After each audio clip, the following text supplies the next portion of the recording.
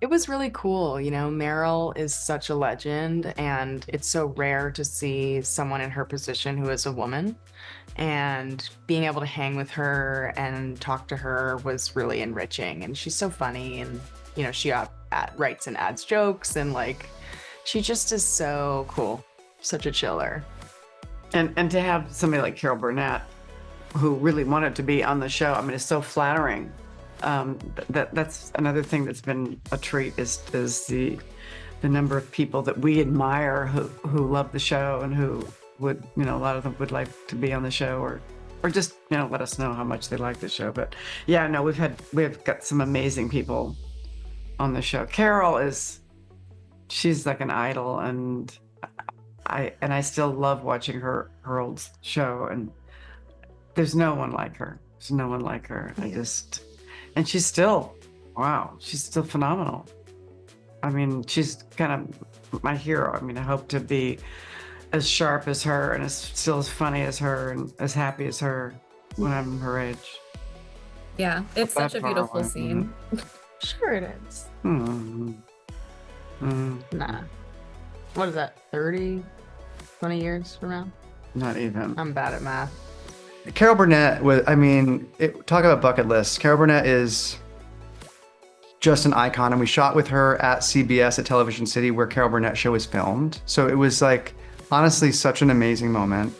I've said this now, but there's not a lot of people. Jean Smart is like, can I get a photo? And she wanted a photo with Carol Burnett because the show is about, female comedians, and what better person to have on the show that embodies the show than Carol Burnett? I mean, she is a living legend, truly, and was so sharp and so funny and also so sweet. I think it's a really poignant moment.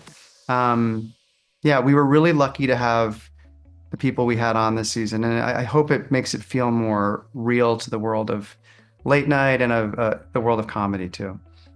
Well, it just especially Carol. I mean, the show, if it's about, understanding the plight of the female comedian, Carol Burnett certainly paved the way for so many women. I think because, in my opinion, because she was just so liquid funny, so naturally funny, and made everybody just laugh, that she kind of, in a very subtle way, dispensed with the idea about whether women were funny by simply being funny.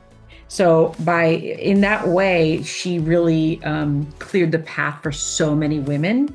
And Jen and I have said this a lot, but we feel really lucky to have gotten to start to make comedy when we did, but it's only because of women like Carol Burnett that we were able to even have those opportunities. So for us to have somebody on that was not just an icon, but really actually directly impacted our lives, whether or not we realize, which obviously we do realize it, was just really special and cool. And I think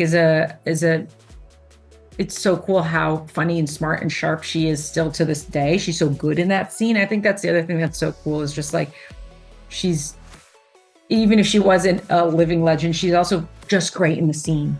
And so that was really, really awesome. And for those other people, I think we always want to lend some validity and realism to our show. It just felt like all of these people cameoing just made it feel more real. And that, to us, realism is always the thing we're striving for, whether it's in production design and writing and performing in every way.